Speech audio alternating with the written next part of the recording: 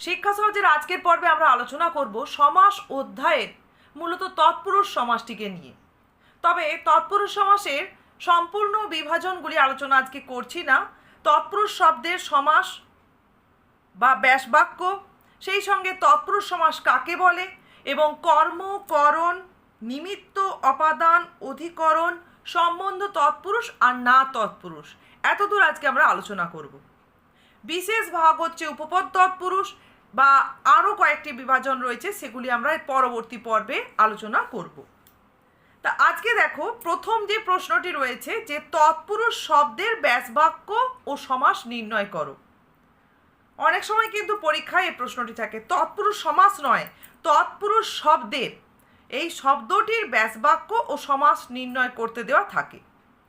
এর ব্যাসবাক্য হচ্ছে তৎ বা তার পুরুষ। এই ব্যাসবাক্য অনুযায়ী এটি হচ্ছে সম্বন্ধ তৎপুরুষের দৃষ্টান্ত এবং তৎপুরুষ সমাসের একটি ভাগই হচ্ছে সম্বন্ধ তৎপুরুষ। এরপর চলো আমরা জানবো যে তৎপুরুষ সমাস কাকে বলে।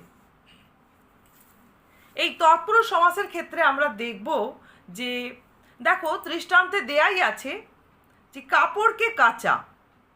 এই দৃষ্টান্তে দেখো, কাপড়কে এটি হচ্ছে পূর্বপদ, কাচা পরপদ। সমস্ত পদে গিয়ে দেখতে পাচ্ছি যে কাপড়ের সঙ্গে যে কে বিভক্তিটি ছিল সেটা কিন্তু উঠে গেছে। আর কাচা এই পরপদের অর্থ কিন্তু এখানে প্রাধান্য পাচ্ছে। এটা কাপড়কে কাচা না হয়ে অন্য যে কোনো কিছুকে কাচা হতে পারত। এই কাচা পরপদের অর্থ এখানে প্রাধান্য পাচ্ছে। তারপরে দৃষ্টান্তে দেখো, রোগ থেকে মুক্ত। এই থেকেটা হচ্ছে একটা অনুসর্গ। আমরা জানি এটি অপাদান কারকের অনুসর্গ, অপাদান নির্দেশক অনুসর্গ। এই থেকে অনুসর্গটা দেখো সমস্ত পদে লোপ পেয়েছে এবং মুক্ত এই পরপদের অর্থই এখানে প্রধান। এটা রোগ থেকে মুক্ত না হয়ে ভয় থেকে মুক্ত হতে পারত। মুক্ত পরপদের অর্থ এখানে প্রাধান্য লাভ করছে। তাহলে তৎপুরুষ সমাসের সংজ্ঞায় আমরা কি বলবো? যে সমাসে ব্যাস বাক্যে পূর্বপদের সঙ্গে যুক্ত, দেখো ব্যাস বাক্যেই কিন্তু পূর্বপদের সঙ্গে যুক্ত ছিল। কি যুক্ত থাকবে? কর্ম, করণ, নিমিত্ত, অপাদান, অধিকরণ ও সম্বন্ধ পদের বিভক্তি ও বিভক্তি স্থানীয় অনুসর্গ। বিভক্তিও থাকতে পারে বা বিভক্তি স্থানীয় অনুসর্গও থাকতে পারে এবং সমাস নিষ্পন্ন হওয়ার পর সমস্ত পদে লোপ পায় ওই বিভক্তি আর অনুসর্গ এবং সমস্ত পদে পরপদের অর্থ প্রাধান্য পায়, তাকে বলবো আমরা তৎপুরুষ সমাস। তাহলে আবারও একবার সংজ্ঞাটা দেখো, যে সমাসে ব্যাসবাক্যে পূর্বপদের সঙ্গে যুক্ত কর্মকরণ, নিমিত্ত, অপাদান, অধিকরণ ও সম্বন্ধ পদের বিভক্তি ও বিভক্তি স্থানীয় অনুসর্গ সমাস নিষ্পন্ন হওয়ার পর সমস্ত পদে লোপ পায় এবং সমস্ত পদে পরপদের অর্থ প্রাধান্য লাভ করে বা পায়, তাকে আমরা বলছি তৎপুরুষ সমাস। তাহলে এই ডেফিনেশন থেকে আমরা তৎপুরুষ সমাসের যে প্রথম বৈশিষ্ট্যটা কি পেলাম না, ব্যাসবাক্যে পূর্বপদের সঙ্গে যুক্ত থাকবে কর্মকরণ, অধিকরণ, অপাদান, নিমিত্ত ও সম্বন্ধের বিভক্তি বা বিভক্তি স্থানীয় অনুসর্গ। এটা প্রথম বৈশিষ্ট্য। দ্বিতীয় বৈশিষ্ট্য, বিভক্তি বা অনুসর্গ ব্যাসবাক্যে ব্যবহৃত পূর্বপদের বিভক্তি ও অনুসর্গ সমস্ত পদে গিয়ে লোপ পাবে। তৃতীয় বৈশিষ্ট্য, সমস্ত পদে পরপদের অর্থ প্রাধান্য লাভ করবে। তাহলে এই বৈশিষ্ট্য তিনটি দিয়েই কিন্তু আমরা তৎপুরুষ সমাসকে মনে রাখব।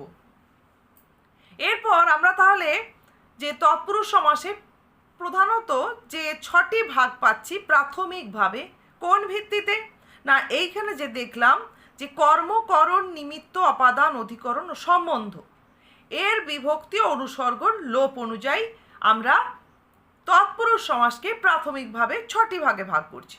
দেখো, প্রথমেই রয়েছে কর্ম তৎপুরুষ। কর্ম তৎপুরুষ কি বলছে? তাহলে কর্ম তৎপুরুষ কাকে বলে বললে তোমরা কিভাবে সংজ্ঞাটা দেবে? যে সমাসে ব্যাসবাক্যে পূর্বপদের সঙ্গে যুক্ত কর্মের বিভক্তি সমস্ত পদে গিয়ে সমাস নিষ্পন্ন হওয়ার পর সমস্ত পদে গিয়ে লোপ পায় এবং সমস্ত পদে পরপদের অর্থ প্রাধান্য লাভ করে, তাকে আমরা বা সেই তৎপুরুষ সমাসকে আমরা কর্ম তৎপুরুষ সমাস বলে চিহ্নিত করব। দেখো, লোককে দেখানো লোক দেখানো, বিপদকে আপন্ন বিপদ আপন্ন। এখানে কে বিভক্তি, মূলত কে বিভক্তিটাই কিন্তু লোপ পাচ্ছে সমস্ত পদে গিয়ে। এরপরে দেখো করণ তৎপুরুষ। করণ তৎপুরুষের ক্ষেত্রে আমরা দেখতে পাচ্ছি, দেখো, করণের অনুসর্গ দ্বারা, যেটা সমস্ত পদে গিয়ে লোপ পাচ্ছে। রোগ দ্বারা জীর্ণ, যন্ত্র দ্বারা চালিত। রোগ জীর্ণ, যন্ত্র চালিত। তাহলে জীর্ণ এই পরপদের অর্থ, চালিত পরপদের অর্থ এখানে প্রধান। রোগ জীর্ণ না হয়ে অন্য কিছুতেও জীর্ণ হতে পারত, যন্ত্র দ্বারা চালিত না হয়ে হস্ত দ্বারা চালিত হয়ে হস্তচালিতও হতে পারত। তাহলে করণ তৎপুরুষের ডেফিনেশনে আমরা কি বলবো? যে তৎপুরুষ সমাসে ব্যাস বাক্যে পূর্বপদের সঙ্গে যুক্ত করণের অনুসর্গ সমস্ত পদে গিয়ে লোপ পায় এবং সমস্ত পদে পরপদের অর্থ প্রাধান্য লাভ করে, সেই তৎপুরুষ সমাসকে আমরা করণ তৎপুরুষ সমাস বলে অভিহিত করব। এরপরে দেখো রয়েছে নিমিত্ত তৎপুরুষ। তাহলে নিমিত্ত তৎপুরুষ কাকে বলে বলবো যে তৎপুরুষ সমাসে ব্যাস বাক্যে পূর্বপদের সঙ্গে যুক্ত নিমিত্তের অনুসর্গ সমস্ত পদে গিয়ে লোপ পায় এবং সমস্ত পদে পরপদের অর্থ প্রাধান্য লাভ করে, সেই তৎপুরুষ সমাসকে আমরা নিমিত্ত তৎপুরুষ সমাস বলে অভিহিত করব। যেমন লোকের নিমিত্ত হিত, লোকহিত। স্নানের জন্য যাত্রা, স্নান যাত্রা। আমরা দেখি নিমিত্ত জন্য, এটি হচ্ছে নিমিত্তের অনুসর্গ। এরপরে দেখো রয়েছে অপাদান তৎপুরুষ। তাহলে যে তৎপুরুষ সমাসে পূর্বপদে ব্যাসবাক্যে পূর্বপদে অপাদানের অনুসর্গ সমস্ত পদে গিয়ে লোপ পায় এবং সমস্ত পদে পরপদের অর্থ প্রাধান্য লাভ করে থাকে, সেই তৎপুরুষ সমাসকে আমরা অপাদান তৎপুরুষ সমাস বলে অভিহিত করব। যেমন বিলাত থেকে ফেরত, বিলাত ফেরত। দল থেকে ছাড়া, দল ছাড়া। ফেরত ছাড়া পরপদের অর্থ প্রাধান্য লাভ করছে এবং থেকে অনুসর্গ দুটোই এখানে সমস্ত পদে গিয়ে লোপ পাচ্ছে। এরপর দেখো রয়েছে অধিকরণ তৎপুরুষ। তাহলে যে তৎপুরুষ সমাসে ব্যাস বাক্যে পূর্বপদের সঙ্গে যুক্ত অধিকরণের বিভক্তি সমস্ত পদে গিয়ে লোপ পায় এবং সমস্ত পদে পরপদের অর্থ প্রাধান্য লাভ করে, সেই তৎপুরুষ সমাসকে বলবো অধিকরণ তৎপুরুষ সমাস। যেমন গোলায় ভরা, গোলা ভরা। দেখো অন্ত্যস্ত বিভক্তি সমস্ত পদে গিয়ে লোপ পেয়েছে। তর্কে পটু, তর্কপটু। এ বিভক্তি সমস্ত পদে গিয়ে লোপ পেয়েছে। এবং ভরা, গোলা ভরা। গোলা ভরা না হয়ে ক্ষেত ভরাও হতে পারত। এই ভরা পরপদ, পটু পরপদ। তর্ক পটু না হয় অন্য কিছুতেও পটু হতে পারত। পরপদের অর্থ এখানে প্রাধান্য লাভ করছে। তাহলে এটা গেল অধিকরণ তৎপুরুষের দৃষ্টান্ত। এরপরে আমরা দেখব রয়েছে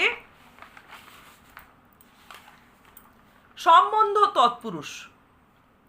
সম্বন্ধ তৎপুরুষের ক্ষেত্রেও কি দেখব? সম্বন্ধের বিভক্তি সাধারণত র বা এর হয়ে থাকে। তাহলে যে তৎপুরুষ সমাসে ব্যাসবাক্যে পূর্বপদের সঙ্গে যুক্ত সম্বন্ধের বিভক্তি সমস্ত পদে গিয়ে লোপ পায় এবং সমস্ত পদে পরপদের অর্থ প্রাধান্য লাভ করে, সেই তৎপুরুষ সমাসকে আমরা সম্বন্ধ তৎপুরুষ বলে চিহ্নিত করব। যেমন দেখো বিশ্বের স্রষ্টা, বিশ্ব স্রষ্টা। প্রজার পালক, প্রজাপালক। র এর আর র বিভক্তি, এটাতে ছিল এর বিভক্তি আর দ্বিতীয় উদাহরণে আছে র বিভক্তি।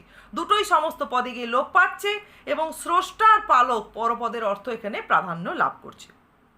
তাহলে এটা গেল ওই কারকের বিভক্তি আর অনুসর্গ লোপ অনুসারে যে প্রাথমিকভাবে তৎপুরুষ সমাসের 6টি ভাগ। এরপরে পরীক্ষায় আমরা একটা প্রশ্ন পাই অনেক সময় যে তৎপুরুষ সমাসের পূর্বপদের পরনিপাতের দৃষ্টান্ত দাও।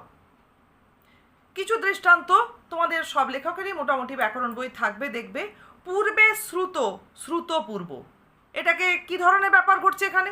দেখো পূর্বে ছিল পূর্বপদ আর শ্রুত ছিল পরপদ।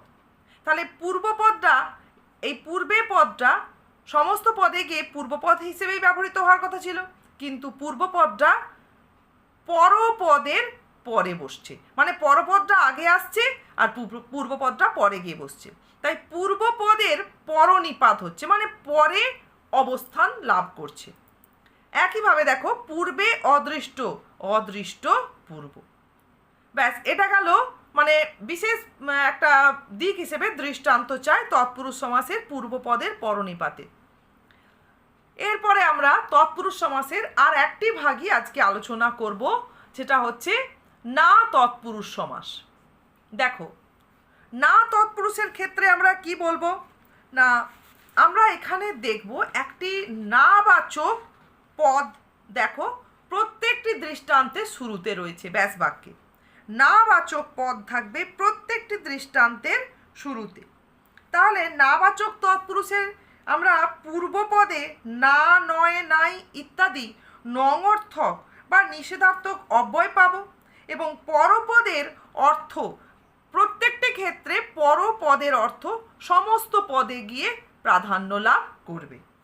এটাকে আমরা না তৎপুরুষ বা নং তৎপুরুষ সমাস বলবো। তাহলে ডেফিনেশনটা আরও একবার বলছি। পূর্বপদের না, নয়, নাই ইত্যাদি নঙর্থক বা নিষেধার্থক অব্যয় থাকলে এবং পরপদের অর্থ সমস্ত পদে প্রাধান্য লাভ করলে তাকে আমরা না তৎপুরুষ বা নং তৎপুরুষ সমাস বলে অভিহিত করব। এবার এখানে কিছু দৃষ্টান্ত দেওয়া হয়েছে। দেখো, এখানে চটা হচ্ছে ব্যঞ্জন ধ্বনি, কটা হচ্ছে ব্যঞ্জন ধ্বনি। তোমাদের কালীপদ চৌধুরী ব্যাকরণ বই দেখবে, এখানে এভাবে বিভাজন করে কিছু দৃষ্টান্ত দেওয়া আছে। তা প্রথমে বলছে যে পরপদের প্রথম ধ্বনি যদি ব্যঞ্জন ধ্বনি হয় তখন নয় এই নাবাচক শব্দের জন্য সমস্ত পদে কি আসছে না অ আসবে। যেমন কি নয় চেনা, অচেনা। দেখো, এই নয়ের জন্য এখানে অ এলো কেন না পরপদের শুরুতে ব্যঞ্জন ধ্বনি আছে বলে, নয় কাতর, অকাতর। আর পরপদের শুরুতে যদি স্বরধ্বনি থাকে বা স্বরবর্ণ থাকে তখন কি আসবে অন, অ দন্ত নয় হসন্ত, নয় আবৃত, অনাবৃত। এখানে আকারটা কিন্তু এই আবৃতের আটা বসেছে, নয় উচিত, অনুচিত। এই হস্যটা এই হস্যটা এখানে হস্যকার হিসেবে ব্যবহৃত হয়েছে।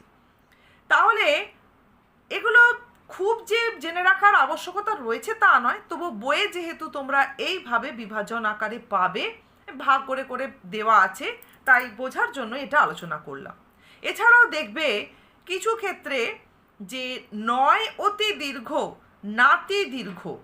তাহলে এখানে কি আসছে না, এখানে আমরা দেখব যে ন আসছে, ন এই আকারটা অয়ের জন্য আসছে।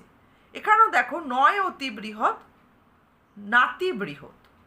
এর পরের যে দৃষ্টান্তগুলি রয়েছে সেখানে আমরা দেখব যে নেইটা বা নাবাচক পদটা পূর্বপদটাই হয়ে যাচ্ছে না সমস্ত পদে গিয়ে, বা নাবাচক পূর্বপদ হচ্ছে কোনো কোনো ক্ষেত্রে দেখো আ, আবার কোনো ক্ষেত্রে হচ্ছে বি, কোনো ক্ষেত্রে হচ্ছে গড়, কোনো ক্ষেত্রে হচ্ছে বে, কোনো ক্ষেত্রে হচ্ছে নি। এগুলি সাধারণত উপসর্গ। এই নাবাচক পূর্বপদগুলি এখানে সমস্ত পদে গিয়ে নাবাচক উপসর্গ হিসেবে ব্যবহৃত হচ্ছে। তাহলে আমরা এখানে দেখতে পাচ্ছি, দেখো নেই দাবি, না দাবি এভাবে হাইফেন দিয়ে লেখা হয়। নয় বালক, না বালক, এক্ষেত্রে কিন্তু হাইফেন দেওয়ার প্রয়োজন নেই। আবার দেখো নয় কাল, আকাল, তাহলে নাবাচক পূর্বপদের জন্য এখানে আ উপসর্গটি আসছে। নয় মিল, গড় মিল, তাহলে নাবাচক পূর্বপদের জন্য এখানে গড় উপসর্গ আসছে। নয় সদৃশ্য, বিসদৃশ্য, নাবাচক পূর্বপদের জন্য এখানে বি এলো সমস্ত পদে। নয় রসিক, বেরসিক, এখানে বে এলো, আর নেই আশা, নিরাশা, এখানে নি এলো। তাহলে এইভাবে আমরা নাবাচক তৎপুরুষ বা না তৎপুরুষ বা নং তৎপুরুষের দৃষ্টান্তগুলো মাথায় রাখবো।